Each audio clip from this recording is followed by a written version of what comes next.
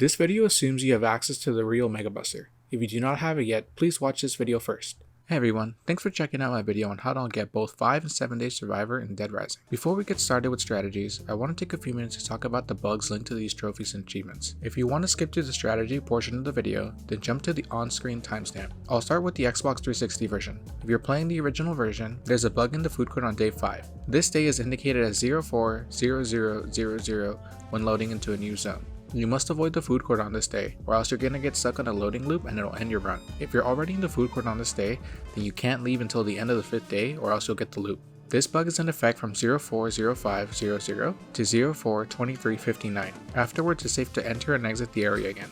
The following portion is related to the remastered port on the Xbox One, PS4, and PC version. 360 players can now move on to the strategy portion of the video. Unfortunately, this port of the game has one of the worst bugs for casual achievement and trophy hunters, which is the achievements not unlocking even if you meet the conditions. I originally ran into this bug when recording my Saint video, and I thought it was a rare bug. However, I ran into it again on the worst possible achievement for this game, the 7 Day Survivor. When I originally tried it, I streamed most of my playthrough and I noticed some very odd occurrences, such as older achievements appearing on the lower portion of the screen saying I unlocked them. Marathon runner? Huh, that's weird. I unlocked that a long time ago. I wonder why it's unlocking just now. During my stream, I made a comment as to how strange this was. It's gonna be funny if those messages appearing is like a warning sign saying that this run's bad from the get-go. I hope not. I really hope not. I should have taken it as a red flag and decided that something was wrong with the run, but I decided to push through anyway. The game itself registered that I completed the challenge, and it awarded me with Arthur's Boxers, which can only be unlocked by surviving 7 days. The leaderboard also has me registered as 7 days and change. I then took a few days to research any possible solution to fix this, but unfortunately, there's no definitive answer. Some of the answers I found suggested deleting all saves, both on the console and on the cloud. Afterwards, try again until you get it. Some of the other answers I found also suggested just to simply wait about a week, and the game would automatically unlock it. However, out of all these answers, none of them were a guarantee, and they were mostly suggestions. One of the boards that I was asking around on informed me that they had a bug on their 5 Day Survivor, and they had to attempt it 3 times in order to get it to finally unlock.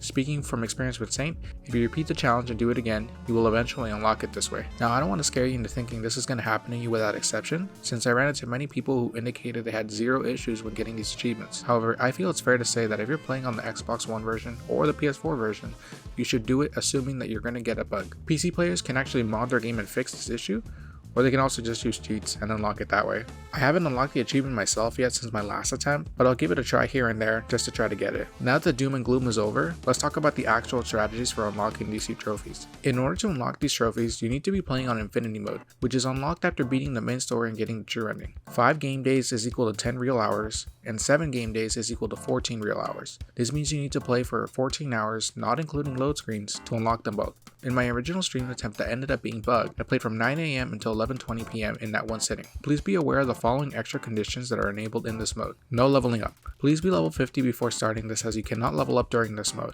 This prevents players from regaining all their health during level ups. No camera and no watch. When you press the camera button, the camera focuses in the direction Frank is facing. However, you can't bring up the photograph camera in order to take pictures. You can't check your watch either to check the time you're on. This means you'll be depending on the clocks around the mall in order to know what time it is. You're also told the time when you load into a new area. The only exceptions are the helipad, the security room, the rooftop, and the warehouse. It's also disabled if you enter the entrance plaza from the security room.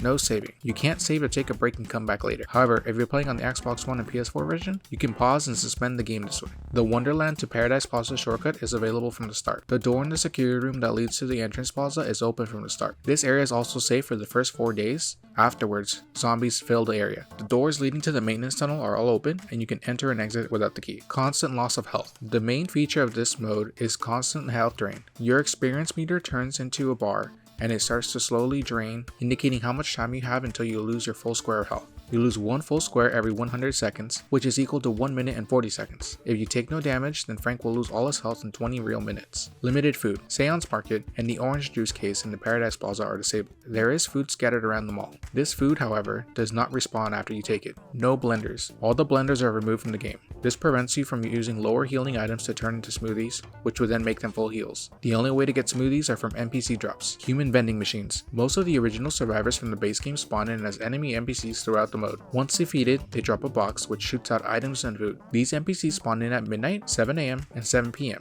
The items they drop are always the same, however please be aware of your surroundings to prevent them from flying over edges. The food that they drop will stay on the map as long as you do not load a new area. You must get the last hit on the NPC because if they get taken out by zombies, they will not spawn their boxes. The only exception are the NPCs that are programmed to spawn in already dead. There are 3 main playstyles you can follow in order to earn these trophies. Option 1. Hunter style. NPCs will spawn for the first 8 days of Infinity mode, which means you can hunt them down for their food until they stop spawning. Option 2. Gatherer style. There's enough food on the world map to last you 7 days and 7 hours, assuming you take no extra damage at all. Option 3. Hunter-gatherer. This is a mixed style where you hunt and gather in order to last as long as possible. Make sure to get all 3 health boosting books before eating any food. This makes all healing items heal more than they normally do, thus reducing the amount of moving you need to do. However, this also means that you need to wait longer to consume an item, otherwise the extra healing would go to waste. The reason for this is you can't overheal to increase the time between heals. The books are located in the following areas: Empty Room next to the Home Improvement Shop in the North Plaza, the Sinister Read in the Entrance Plaza, Sir Book-a-Lot in the Wonderland Plaza. Normally I would show you a strategy so you can follow along to, however surviving is not that difficult and most strategies could not be followed exactly due to the high degree of unpredictability in this mode. For example, you take too much damage getting into an area, which forces you to use the food around the mall to recover. Before committing to a run, I highly recommend you use a list of NPC spawn times and mall food locations. When I did my run, I didn't make a plan and I made it up as I went, only checking the spawn times to make my decisions. If I ended up taking up too much damage, I would then use mall food. I ended up getting 7 Day Survivor with almost no difficulty. In the video description, I included links to an item guide by Jungle Fender at GameFAQs. This is a good reference list to know what the healing values are of foods in case you want to use them to plan out how to eat. The golden rule is to save full heal items for idling and use low healing items to recover from damage. Now, believe it or not, your greatest challenge will be combating boredom. You should aim to idle in safe areas as this almost guarantees you survival to 7 days. However, since you need to eat to counter the health loss, you don't need to do much until you have to collect food again. Getting into unnecessary fights only decreases your odds of making it for 7 days. I used my phone and placed a 17-minute timer. Since Frank will die in 20 minutes at full health, I gave myself a 3-minute grace period in case I needed a bit more time before getting back to the game. During the downtime, I recommend you do something else, such as play a different game or watch something you like. Just make sure it's not something you can't stop at a moment's notice. If you have a wireless controller, make sure to move it every few minutes to prevent it from shutting off, since it will pause the game and the timer. I was able to play all day on a fully charged controller and only started to run out of battery towards the end of the 14 hours. I didn't have a headset connected and I had vibration off. After getting 5 Day Survivor, the real laser sword unlocks as long as you're not already in the security room. If you're in there, just load a new area and then come back in for it to unlock. You should use this item once it's available as it's the same power as the Mega Buster. When you're planning out when to try this achievement, make sure to play when there is no inclement weather such as heavy rain, since it could turn out the power to your console. Make sure there are no planned power outages as well, since it could cause a blackout and you don't want that happening in the middle of a run. My final recommendation is to play under the assumption that the trophy and achievement will be bugged for you, so use the suspend and resume function on your console in order to enjoy small bursts. This will significantly reduce burnout, and in case it doesn't unlock, you'll be able to start again without being drained. If you want to follow my start where I ended up surviving 7 days, here's the rotation. As soon as you load in, get the real Mega Buster, then run towards the entrance plaza through the door.